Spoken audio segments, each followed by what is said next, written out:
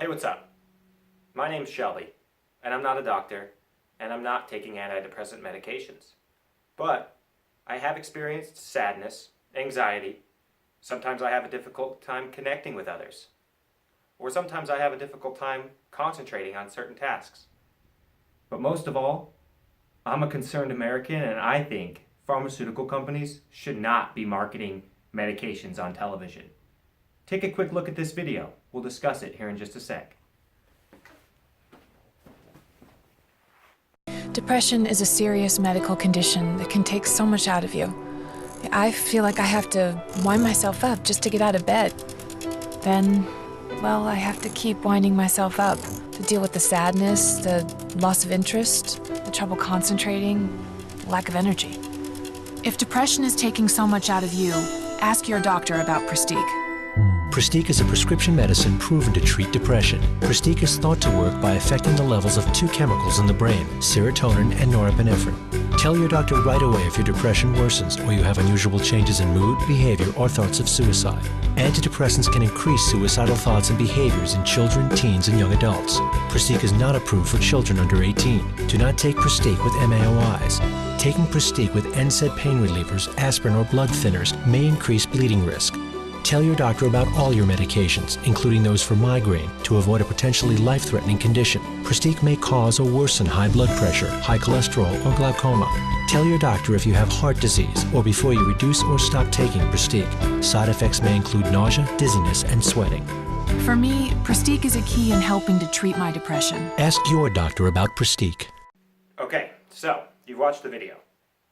I think it's pretty crazy. Now let's take a few minutes and let's dissect what we saw. So for the first 20 seconds, I would say, maybe 30, you have this distinct narrative on top of this classical, sad-sounding music. And this narrative is formulaic for all antidepressant medication commercials. Are you having trouble winding yourself up or getting out of bed or connecting with individuals? Are you dealing with all these problems associated with depression? So you hear this narrative, and they're talking about all of these different things that you're experiencing. And for me, I have a problem with that specific narrative because I have a problem with the diagnosis of depression altogether. In my first argument, I said that depression shouldn't be considered a mental illness. And yeah, crazy, right? So it got attacked pretty well, and I can see that it's definitely an argument with some holes in it.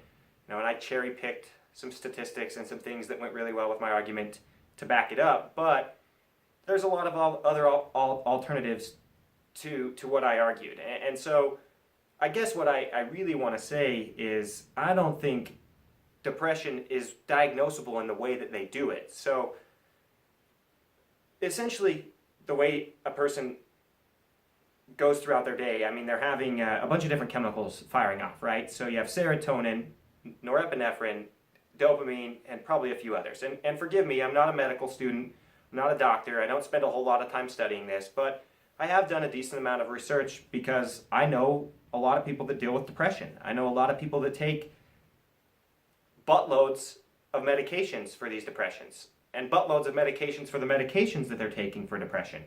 And I think it's a huge money game. It's crazy. So you get this 30-second narrative, right, of this commercial, talking about all these problems that people are encountering. And the way that a doctor determines these problems is they run through a series of tests or questions, more so. I think it's called a PHQ-9 test and a DPI test.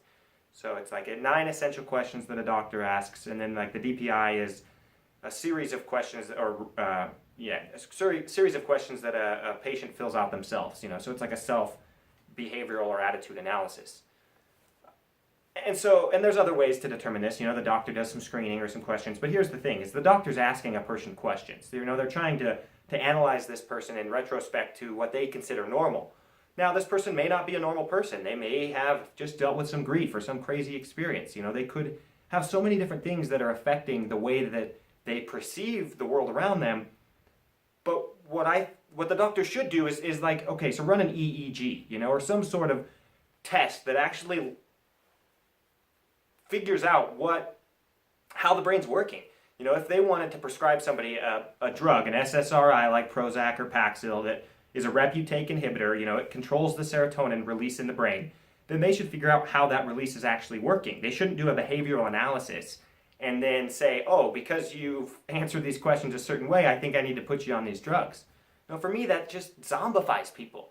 You know, it's controlling the way their brain's really working. It's not, and they don't even know. They are guessing as to what their brain's working and how these drugs are going to affect them. You know, even in the commercial you heard, it says doctors thought that this is how the drug is going to control the serotonin and norepinephrine releases. It doesn't know exactly because it's such a wide varying field. There's no way for them to know definitively, right? So you hear this 30-second narrative of this person dealing with all this stuff, and then from there you hear a minute to even a minute and a half, twice to two or three times longer, all these different symptoms, side effects, problems. I mean, I've heard, and this isn't even the worst of the commercials. I've heard, you know, you could get in your car and run a bunch of people over and wake up and not have no idea that you did it. Or you could die, you know, or be in a coma. And that's crazy. So you're going to take a drug to fix the fact that you're, you know, dealing with some depressive symptoms that could ultimately end up killing you. It's just crazy to me. So, you know, I thought, am I alone in this? Am I the only one that thinks this way? So I decided to put together a quick survey and ask some of my peers what they thought. So I want to kind of run through some of these clips and or some of these screenshots from the survey results and discuss them with you a little bit. Let's take a look.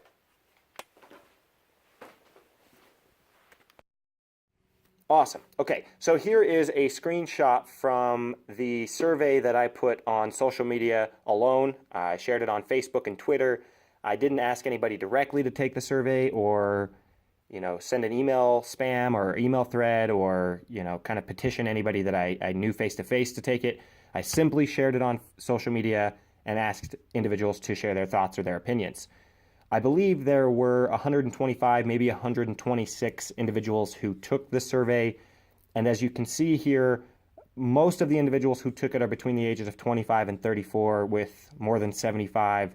And then more than 25 people who were between the ages of 18 and 24 took the survey. So mostly millennials, few Generation Ys in there. This is some important information to consider in terms of it's millennial generation. This is what the younger people or younger majority of the responses are going to be indicative of the you know, younger generations, people that are about the same age as me. So moving on here. Awesome. So here we see the first question on my survey, which was, should depression be considered a mental illness? As you can see, nearly 70% of respondents believe that it should be. However, the same amount of people weren't sure or said no to this question, which is, you know, it's interesting. I kind of anticipated that this would be the case. I just feel like, as I said before, the way that they diagnose depression is crazy. I just don't feel like they do it accurately. So I wasn't too surprised with the results on this slide, but I do think that it's interesting that there is a percentage of the population that agrees with me. So let's move ahead to the next question here. Is depression treatable? As we can see here, the vast majority of people believe that it is. What's interesting is, compared to the last question, there were more people that didn't know or thought that depression shouldn't be considered a mental illness than there were people who thought that it's treatable. So regardless if somebody thinks that depression is a mental illness or not, they think that it's treatable in some capacity, which the answer for me in this question is yes, I think depression is treatable, but I don't think that antidepressant medications are the best treatment for depression, which leads us to our next question here. Great. Okay, so this is the best. This was probably the meat of this survey. One of the main reasons why I put it together was to show what other people thought, you know, what treatment methods are the best. And I understand that this question was limited in its responses, and that was because I really wanted to find out of these 4 specific treatment methods which was the most effective. And as you can see, the most effective is medicinal marijuana. That's what people think, and I agree. I think that if anybody has some sort of depression symptoms, they have a problem connecting with people, they have a problem focusing or dealing with stress, that medical marijuana is by far the best treatment out with the least amount of symptoms. Most interesting, though, is the least amount of people believe prescription antidepressant medications are the answer. Only 14.5% thought that was the case. So, and then 21.8% said none of the above, and then the 31.5% say therapist or psychiatrist. And as I said, I think there's so many different treatment methods for depression. Go outside and get some fresh air. Go for a walk. Talk to people about it. Find some friends that you can share this with. Therapist and psychiatrist is a real round or broad way to treat depression. But I just don't feel like prescription antidepressant medications do what they're supposed to do. I mean, they literally zombify people. They take the brain and control it, and it's being done in a way that they don't even know what they're controlling. They know exactly what this medication does. They just don't know how it affects individual people. And that's the crazy thing is these different symptoms and side effects. Think of the people that had to be involved in these trials and, ended up driving their car into a group of people, or, took a migraine medication and it killed them, or something crazy. That's the thing is I think the pros are definitely outweighed by the cons. I mean, there's just so much negative side effects and negativity associated with prescription medications that there's, either deal with it by talking to somebody or, realizing that there's a problem, talking to yourself even, as much as that sounds crazy. If you just analyze your life and the problems that you're dealing with and realize that there's so much more out there and that you have these opportunities to achieve your own happiness, then I think you can do that. I just think that prescribing somebody a medication, oh, there's a pill for that. Oh, there's a pill for that. You're just an over-medicated society. I mean, I know from experience, I was on Adderall or, Ritalin or whatever it was as a child, and it messed me up, man. It was no good growing up. As soon as I got off that, it was like a veil was lifted. I was able to think clear, interact. Maybe I was misdiagnosed. Maybe I'm an anomaly, in this situation or whatever. But the fact remains that happens all the time. That is so easy to happen that it could be easily avoided if we stop prescribing medications to begin with and try to get to the root of these issues. All right, so as you see here, this is the next question. Should antidepressant medications be advertised on TV? And as you can see, the blue section is strongly agree and the purple section is agree. So, roughly we're looking at like 15% there. And then the majority of people strongly disagreed, with the close second being neutral. So, and then 21% disagree. But if you take, the disagree, strongly disagree, or neutral, and add them together, that's a whopping 85% that believe that they either don't have an opinion or they disagree that advertisements should be shown on TV. And I agree. I think that's crazy. We should not be pushing this information onto people. If people feel like they're depressed and they have these problems, and let's say they have a legitimate reason for it, then they should go talk to their doctor. But when you hear these commercials that are like, ask your doctor if Prestique is right for you, of course people are going to think that they need this medication when they really don't. It's crazy. So, you see here, 53.6% of people disagree on some level that advertisements should be shown on television. That's because people feel like these commercials are crazy. I'm not alone here. Let's move on to this next question. Okay, so here's the last question on my survey, which pretty much said that TV advertisements for prescription antidepressants are more helpful than harmful. First off, I probably could have worded this question a little bit better. In hindsight, I realized that it was probably a poor question. But nonetheless, if you take a look, when you're considering are they more helpful than harmful, the purple section is disagree, and the orange section is strongly disagree. So roughly 47% of people still agreed that these commercials are doing more harm than they are help. They're not beneficial. And I would think that this goes to show, with the poor questions, with the fact that this was a poor question set aside, this goes to show that people are realizing that TV is not a place for advertising medications. And if you really want to find out if this medication's right for you, go ask your doctor. Don't let a television commercial tell you to go ask your doctor. So I'm going to leave you guys here with a quick commercial that I think is way more accurate, and it really shows how crazy television commercials can be and really what's going on behind the sidelines. This is a commercial, or this is a little segment that was shown on HBO late night TV news section. So take a look. Have you noticed anything strange about your doctor? Does he seem happier than usual these days? Is he quick to prescribe drugs you think you might not need? You know what? One more, actually. Does his waiting room frequently feature surprisingly attractive, not sick-looking people? Well, that may be because your doctor's been taking pharmaceutical money. Pharmaceutical money takes many forms, from free lunches to speaking fees. Here's how it works.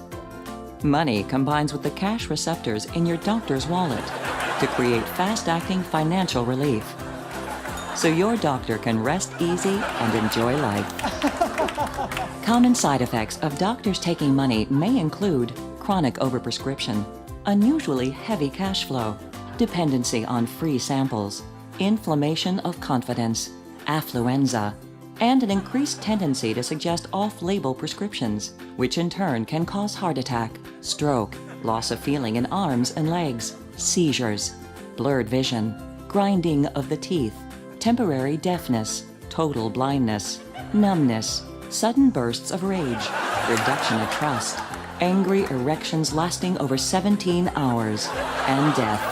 Ask your doctor today if he's taking pharmaceutical company money. Then ask your doctor what the money is for. Ask your doctor if he's taken any money from the companies who make the drugs he just prescribed for you. Then ask yourself if you're satisfied with that answer. Pharmaceutical money. Ask your doctor if his taking it is right for you. Thanks for taking the time to view my video, guys. I know it was really long, covered a lot of information, but this is something that I truly care about. I feel that the pharmaceutical companies that are marketing these commercials and advertising these drugs on television, they're not doing it because they care about people. They're doing it to make money.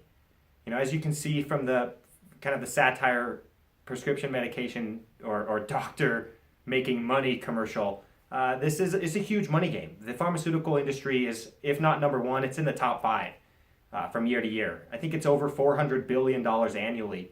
And what's crazy is these pharmaceutical companies spend sometimes 3 to 4 times the amount on advertising and marketing than they do on research and development. There was a Washington Post article that came out not too long ago, I think it was a little bit over a year, maybe 2 years ago, that detailed some of these numbers from 2013, and it's just remarkable. I cannot believe how much money pharmaceutical companies spend on advertising these products to people.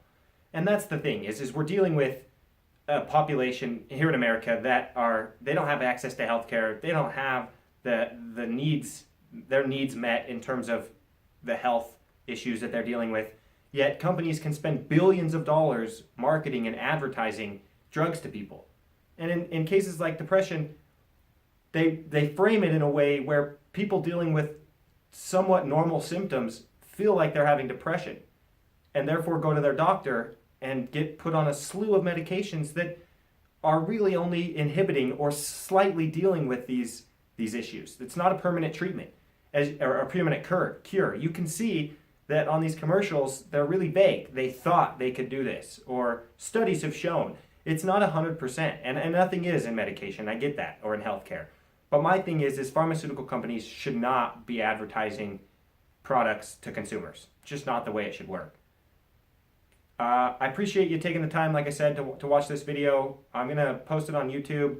It'll be on my social media as well, so feel free to comment, share your thoughts. Let's start a discussion, because I would love to be enlightened. If there's somebody that can talk to me a little bit more about depression and maybe change some of my opinions, I'm open to that. But I just feel like the way that society is going about it now and the way that we don't even realize how these messages are being marketed to us, it's just not right. So, thanks. Appreciate you.